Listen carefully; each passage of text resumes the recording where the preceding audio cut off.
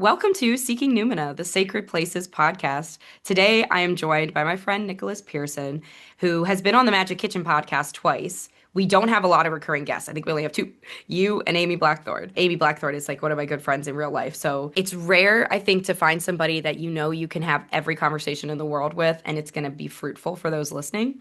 And you are one of those people. So I'm very happy to have you here to talk about your latest book, The Witching Stones. And for those who don't know Nicholas, Nicholas has been immersed in all aspects of the mineral kingdom for nearly 30 years. As one of the leading voices in crystal healing today, he offers a unique blend of science and spirituality alongside a grounded, practical approach to working with crystals. He is a regular on the metaphysical circuit, frequently teaching and making appearances on podcasts and doing interviews, and he's the author of several books, including Crystal Basics. He lives in Orlando, Florida. And what's the website that people can find out more about you? Well, thank you so much for having me. And my website is theluminouspearl.com. Welcome to Seeking Numina. I'm your host, Elise Wells, and I invite you to connect with the sacred wild within and around you through Numina, or sacred sites around the world, and the wisdom they hold. Together, let's remember the old ways, build relationships with land spirits, and dare to reach out to the fairies. The sacred wild is inviting you to dance in the moonlight. Will you answer their call? I love that for you too. Pearl is such an underrated stone. Stone's a hard word for them. They're different, but Yeah, the name actually comes from like a recurring motif. It's a more or less poetic translation of an expression in Chinese, Ye which means like the pearl that shines by night or the evening luminous gem.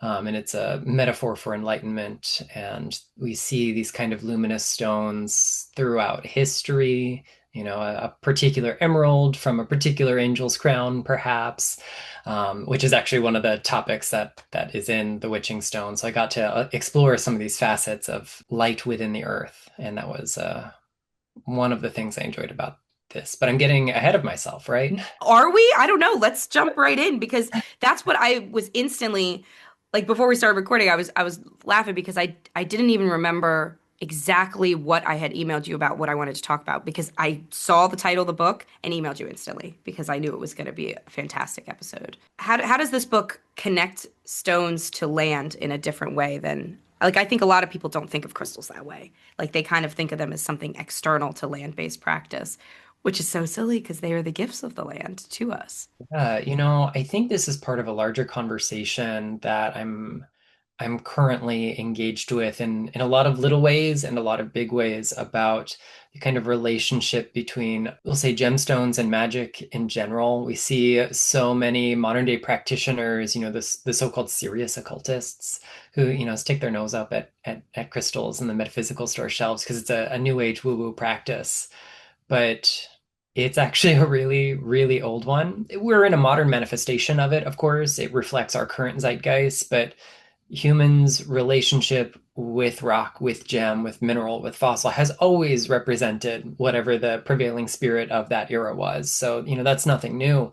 But it's a link in a very, very ancient chain, a chain that is older than writing, that is older than written history.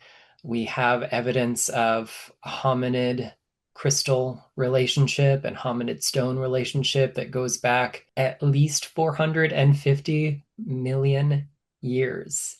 It's just bonkers that humans have been around 450,000 years. I'm sorry, that we have such a long connection to stones, almost half a million years, is just unimaginable.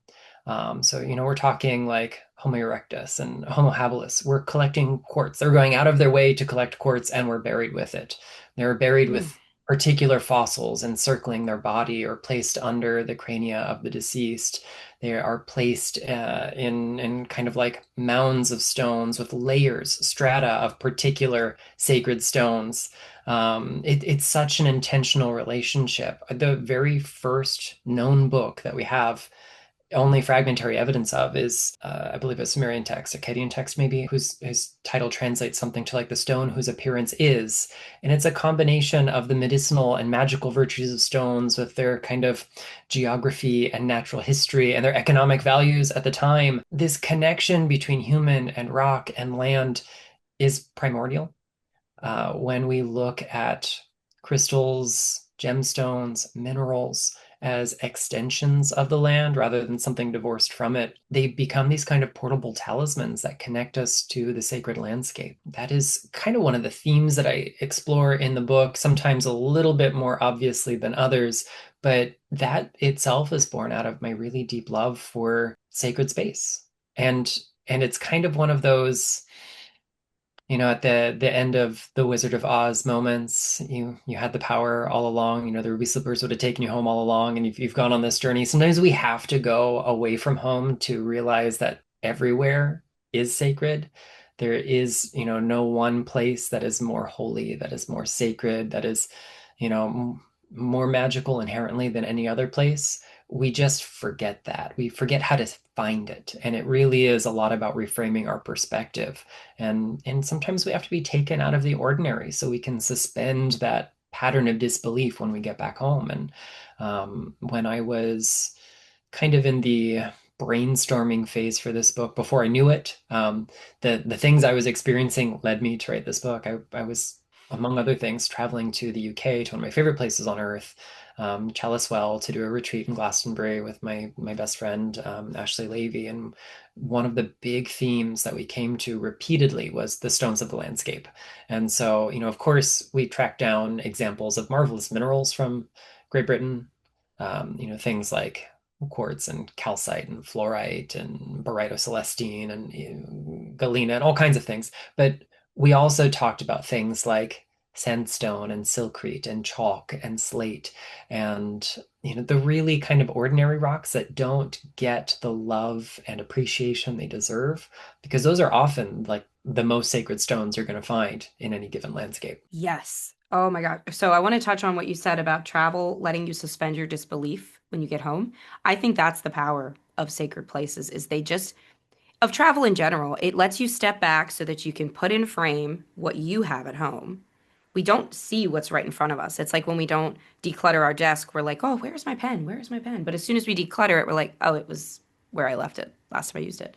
There's something to that with travel where it just is a reset for our minds, our bodies, and sacred places give us a reset on top of that, and I think every sacred place I've been, I've gone to the ones that are on the lists. I've been to Stonehenge. I've been very privileged to travel.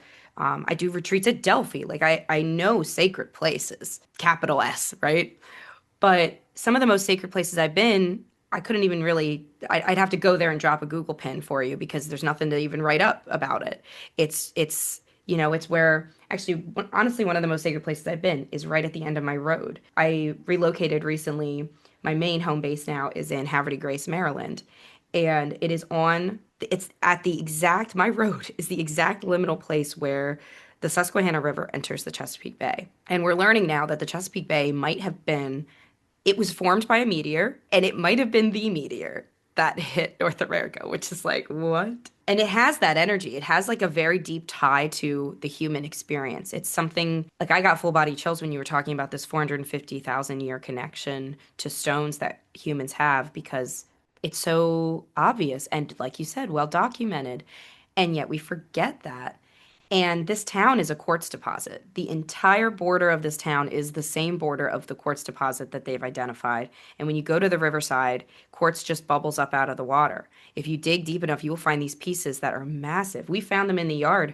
When we bought this house, it had a lot of trash and debris in the backyard, but it became a blessing to cleanse that land and clear it up and make it happy again. And in that, it gave us so many gifts of stones that we were able to then rebury as wards for the property. And it's all natural. It's here. It's from here. I didn't purchase a thing, but it's clear quartz that would, people from other parts of the world would drool over because they're so beautiful and precious and perfect, even in their rugged, untumbled form. And it made me think too of how in Malta, the hypogeum is it's a chamber that's 4 levels underground. And as they were carving that, it took them between 4 and 27 generations to carve it. 27 generations in a time period where the life expectancy was probably in the 30s. I'm not great at math, but that's hundreds of years, if not 1,000 years. And they listened to the living rock. That is what we have written down from the Phoenicians as that's the translation for how they remarked upon the way the hypogeum was built. Malta gets more earthquakes than anywhere else in the Mediterranean, which is a very earthquake heavy region, and yet it has never caved in. And it's because they listened to the rock. And they think they used antlers. I think they were more advanced than that. I think they were using stone to connect to the stone. But they would listen as they carved, and it took hours upon hours to move even a foot through this chamber because they were listening to the rock. They were following the rock's advice on how to build it, and the chambers formed as the rock wanted it to. So it's more than, having an obsidian tower is one thing, but recognizing that that obsidian has been in relationship with humans for 500,000 years. I mean, that's going to elevate your practice with that obsidian infinitely. Oh, for sure. Hearing you talk about the hypogeum, which is definitely a bucket list place I want to experience one day, it reminds me so much of like Neolithic flint extraction. So the book opens with a conversation about probably the most ordinary rock you can think of, and that is flint. And in no uncertain terms, it has changed the course of human history several times over. Without flint, we don't have fire.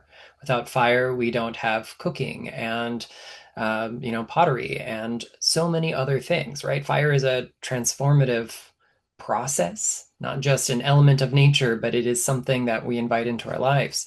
And you can produce fire from just about any piece of flint if you strike it against the right kind of surface, usually something iron rich. We also used flint for making projectiles and have long before we started fires with it. You can find it all over the place. If you live in the right kind of environment. So, we talk about some of these really famous, really well documented, really well studied flint mines in these Neolithic sites in Great Britain, for example. It is so easy to just comb the riverbed, follow the path along the shore, plow the field, and find flint. But that wasn't where humans preferred to get their flint. It wasn't just a quality issue, although that is part of it. You can certainly find high quality flint in those environments. There's something about these particular deposits of it where they had to descend into the earth or climb to greater heights.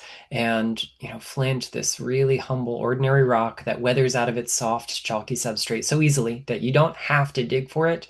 They go out of their way to descend, sometimes 100 feet or more, dig to follow these very organic strata in it, carving out ritual chambers, leaving behind evidence of ritual artifacts, using so-called primitive technology in very sophisticated ways, to dig up huge slabs of black flint from within the earth. They have to bring light down into these dark places, light perhaps that was initially struck by flint itself. So it kind of, creates this Ouroboros. We need the thing to get the thing.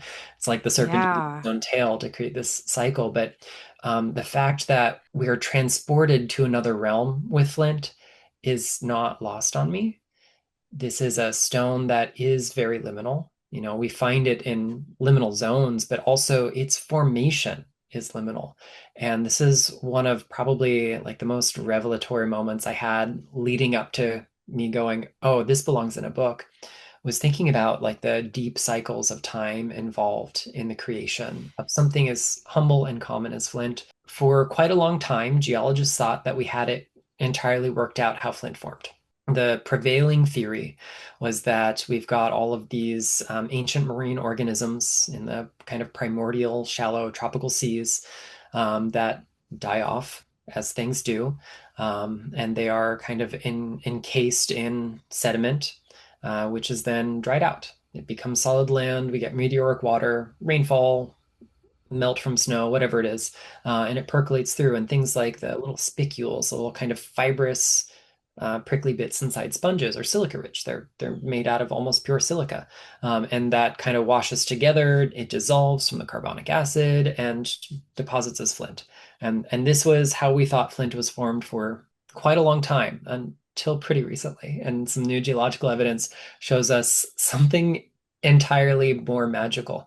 The problem with this theory is it doesn't explain how we get really discrete layers of this dark black flint in solid white chalk, like you can see in the White Cliffs of Dover. It's another sacred space on my bucket That's list.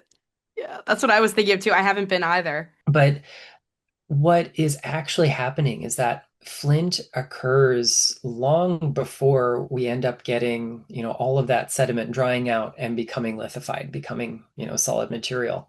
And the discrete layers are the result of the wobble in the Earth's axis. So this kind of wobble that it gets influences how much sunshine we get in a year, what the record temperatures are going to be in a year. And of course, we're not just talking a year at a time. We're talking like 26,000 years at a time. And so at distinct points in this cycle, it causes mass die-offs of things in the primordial oceans, which then sink to the bottom as sediment. And as that sediment builds up in just the right amount of layers, at the right depth, we have the aerobic zones that are oxygen rich and the anaerobic zones, which are oxygen deficient. And where they meet, just the right circumstances take place for flint to form, for the spicules and their silica, and all the other things that are out there that have silica in their exoskeletons to kind of congeal together. And it's at this liminal zone, which repeats in about 26,000 year cycles to produce these strata upon strata upon strata. So, imagine in the Neolithic era, people are descending literally through time and finding this stone that is itself liminal and otherworldly in its formation process, but also coming out of what appears to be the abode of the ancestors, the other world, the kind of mystical beyond, non-ordinary consciousness. Pick your metaphor. And then that is the flint that they use for ritual. That is the flint they use for projectiles. That is the flint they use for starting fires, not necessarily the pebbles on the beach. It's unbelievable. It's like it defies words, the significance of that to me. Like that's what the hypogeum is. It's an ancestor chamber. And I think people belittle, not belittle, but just reduce, chthonic work. They're like, oh yeah, it's the underworld. They're under well, their ancestors were thinking of the significance of that they could connect to cyclical time because of that descent. It's so much more. It's physical. It's a physical manifestation. And I think people think that the spirit work we do always happens in our head. Like we hear that all the time in which work and which literature. And I think some of that is because we don't want to sound too crazy, but it is happening in the physical. It's reflected in our physical consistently. So I don't know if you remember this, but the first time you were on the Magic Kitchen podcast, it was to talk about science in spirituality.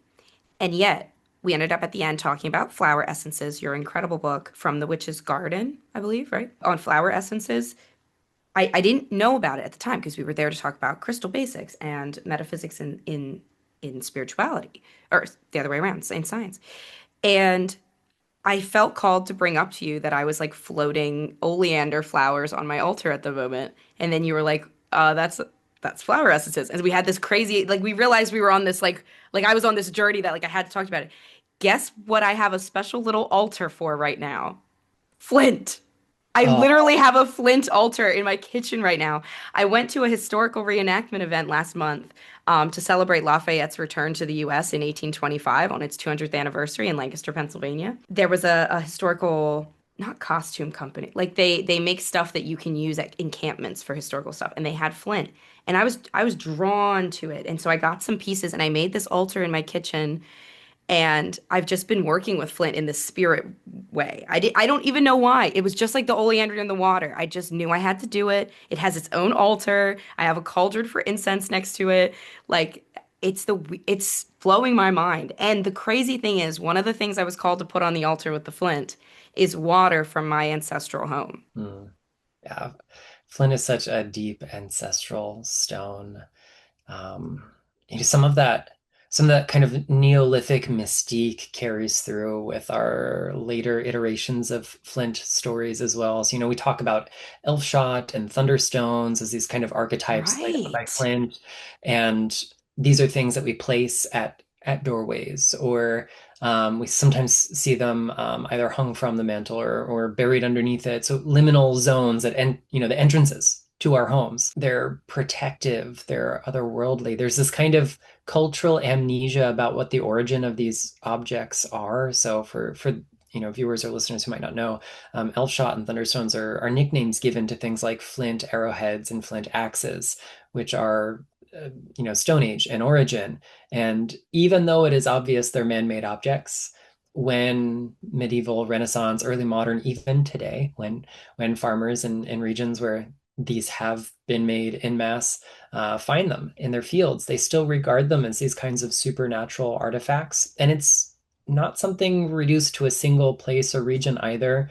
We've got names that translate to things like elf shot or dwarf shot or elf arrow or fairy, whatever, in so many parts of the world. And even in places where there isn't maybe fairy lore as we might recognize it, these artifacts are used in remarkably similar ways. You can go to the jungles of Borneo. You can go to parts of Japan, a century ago and find uses of Neolithic elf shot, so to speak, or these flint arrowheads that are almost identical to their European counterparts. And there is this kind of ancestral memory in all of us about the magic of flint. And then strike a couple pieces together in a dark room and you see little flashes of light. It's not the same thing as sparks.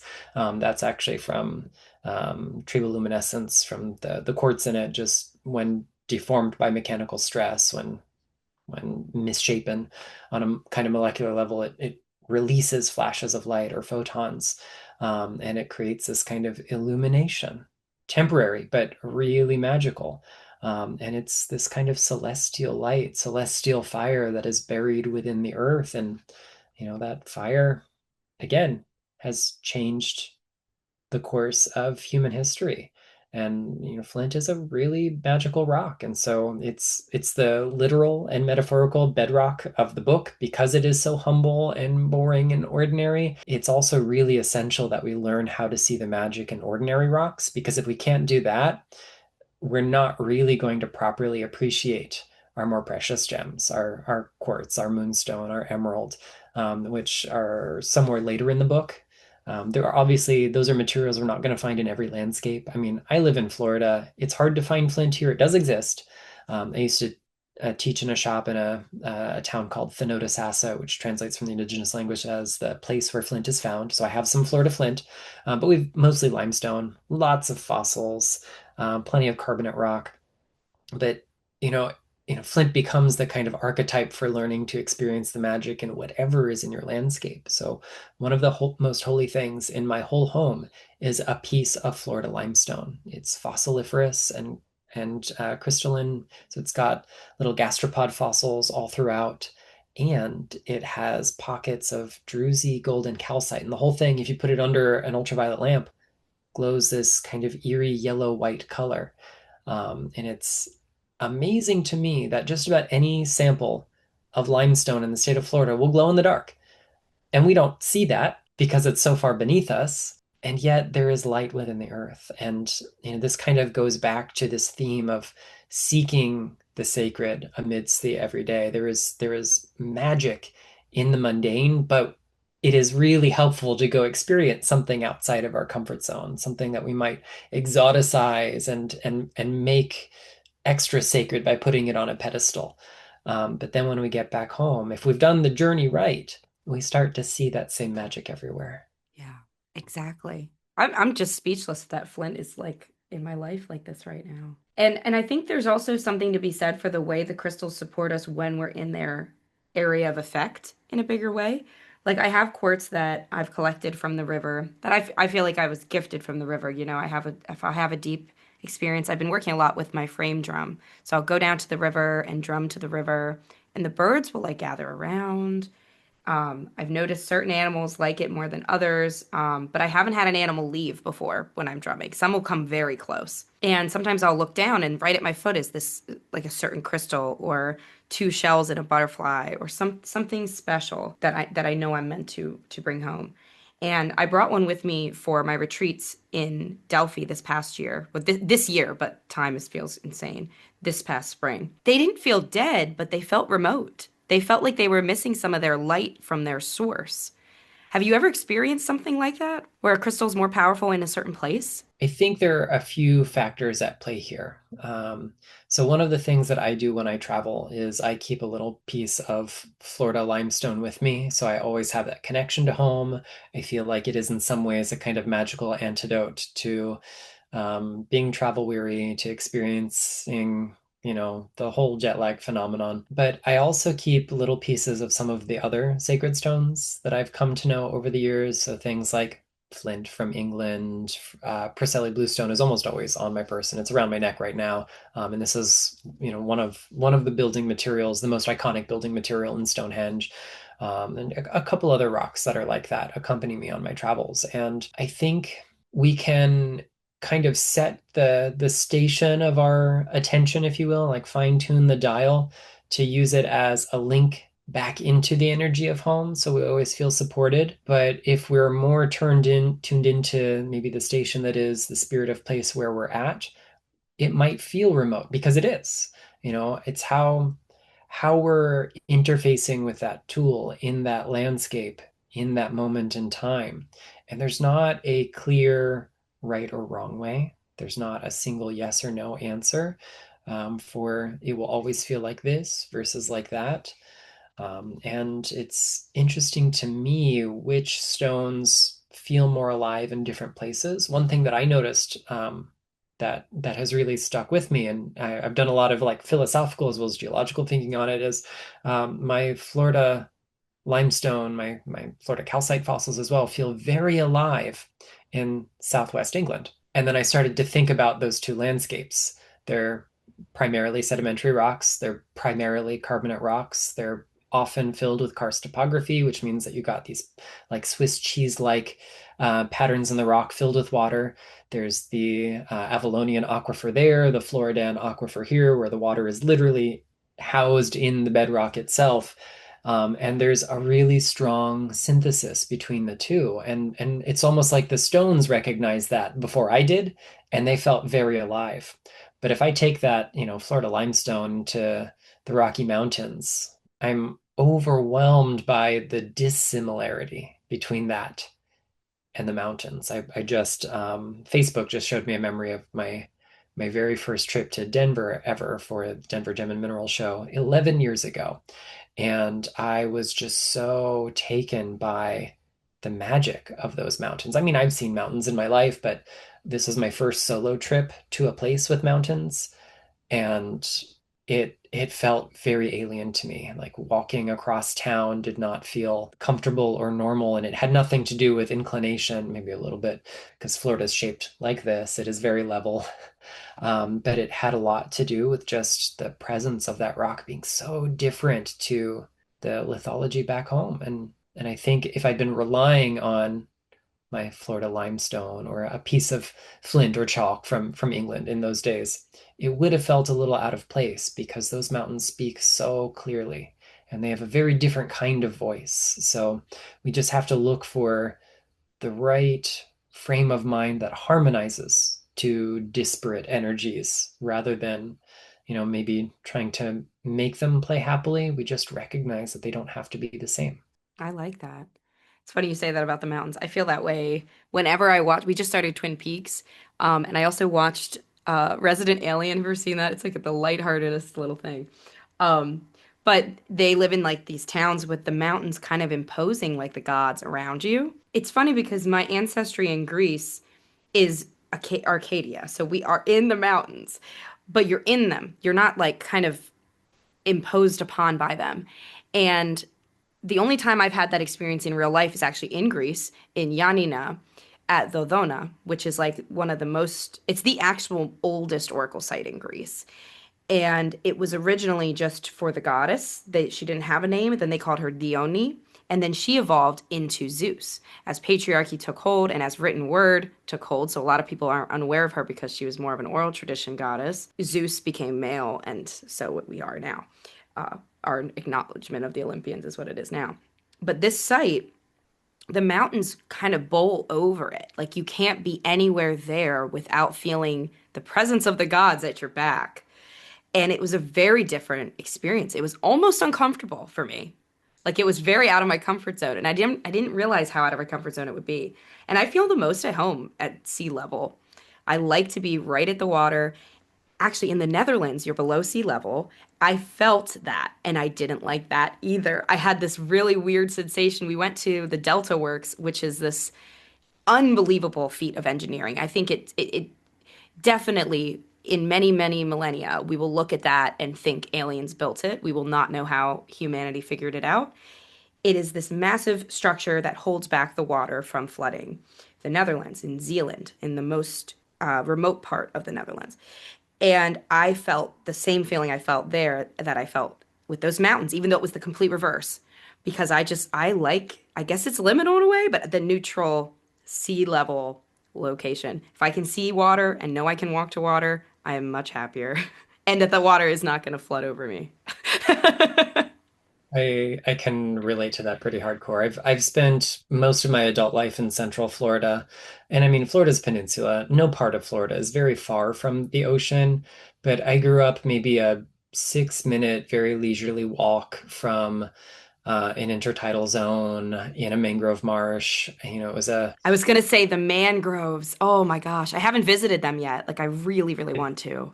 It's a very, very special kind of magic. It's a 10-minute drive to the closest beach, 20, 25 minutes if you want to go to the special beach.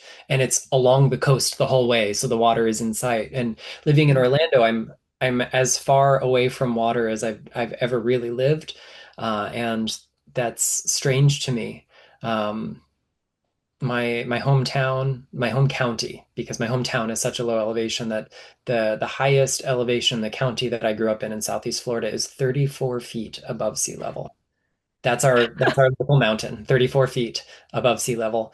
Um, and you have to go like one town north of where I grew up to find it. So there is something really miraculous about any kind of topography that is different to that. When we would drive to the West Coast to see my great grandmother, where I found the coolest fossils along the Gulf Coast, but we'd go through like really hilly terrain that I had no idea we had in Florida, and then family vacations to the Smoky Mountains, to the Appalachian Mountains, just so magical. But it is going outside of our comfort zone, going outside of the ordinary, that really helps us appreciate the same everywhere else. I can share one more story. This actually is something that I tell in Flower Essences from the Witch's Garden, about like the first time I really had this experience of otherworldliness. I was as a young kid, I could swim before I could walk, according to my grandmother. I don't know if that was her just bragging on her grandson. I'm the eldest of my generation, or if it was factual, who knows. But I took to the water like whatever cliche you want. And I loved my trips to the beach. I would snorkel, I would free dive, I would do anything I could. But I remember one time I'd like really conquered my fear of going out past the barrier reef. My grandmother's favorite beach, and therefore my favorite beach before erosion destroyed it, is a place called Bathtub Reef in uh, Hutchinson Island in Martin County. And it's got this sabellarid worm reef. So it's not a coral reef. So they're these worms that use sand to build these big structures. And so in low tide, they're exposed. It makes the shallow water isolated from the rest of the ocean. It heats up like a bathtub, hence its name. But at high tide, when you can swim over and beyond it, you can see things that are not there. Barracuda and shark and rays and all kinds of things. And I remember like really mastering my inner buoyancy so I could sink with, a lungs not quite full of air, and just being out there in this space so close to the shore. Like I could pop my head up and see it. But I was so removed from what felt like ordinary life. And all of a sudden, like the sensory everything just washed over me. I could hear fish darting through the gravel at the bottom to look for food. I could hear the waves rolling above me. I could occasionally hear, the caw of a gull, cresting through the waves. And the sensation of life was everywhere. Your skin feels every drop of water on it when you're submerged. And the way that touches everything else, you just feel so intimately connected. And all of a sudden, it was like the light bulb moment hit me. Everything is alive. And I didn't just mean the fish. I didn't just mean the worms in the reef. I meant everything. Every wave had its own life. Every grain of sand, every um, piece of limestone sticking out, like everything was alive. And when I finally came up for my next lungful of air and made my way to the shore, like everything still felt alive, sitting on the beach. It wasn't just the people and the seagulls. It was the rays of sunshine, the breeze on my face. But I had to leave ordinary consciousness, my ordinary, waking world life as an air breather on land, and have that really out of body kind of experience. And I think visiting sacred spaces does something similar to us. I am forever changed by marching among the stones in Stonehenge. I am absolutely not the same after having climbed Mount Kurama in Japan, my most sacred place on earth. And I'm able to cultivate the awareness wherever I go. If I just learn how to fine tune the dial, I can find that same sensation everywhere else. But we sometimes need to be kind of broken open. It's like resetting our antenna altogether so we know what to find. It's a recalibration, and that's what going to sacred spaces is about for me. And when we do that, we start to go, oh, everywhere is alive. Everywhere is sacred. Thank you so much for coming on the show today to talk about The Witching Stones. I am so excited to read it when it comes. Like, I literally got you on the show too early. I didn't get to read the book before it came into the warehouse, but I will be reading it and sharing it online, and I'm so excited for people to read it and all of your books, really. Flower Essences from the Witch's Garden, really. Also, I highly recommend. So theluminous.pearl.com, and you are on Instagram and everywhere as at the Luminous Pearl. Anywhere else that you'll be, I think this comes out around December, if you have anything coming up in 2026 that you want to talk about. Currently, my 2026 schedule is in progress. Um, I will have a new book coming out in the spring because, of course, I will. And I'm currently writing the book after that. They are on very different topics. And I expect my 2026 may have a couple of surprises in store. So maybe even for me, I recently accepted a position working in academia, doing earth science. Congratulations. Thank you. I'm doing some, it's part-time work, but it's also self-paced, and I am in charge of a massive project in collections management with what is probably the largest rock and mineral collection in the southeastern United States. And I will be doing some fun things with that in the near future. So stay tuned. That is awesome. That is great. Thanks again for coming on. My pleasure. Thanks for having me. Thank you for seeking Numina with me today. Join me at patreon.com/Elise Wells to support this show and get access to a library of rituals, exclusive videos, meditations, and more. To learn more about my upcoming retreats, book a tarot reading, or learn with me in workshops, classes, or mentorship, visit seekingnumina.com.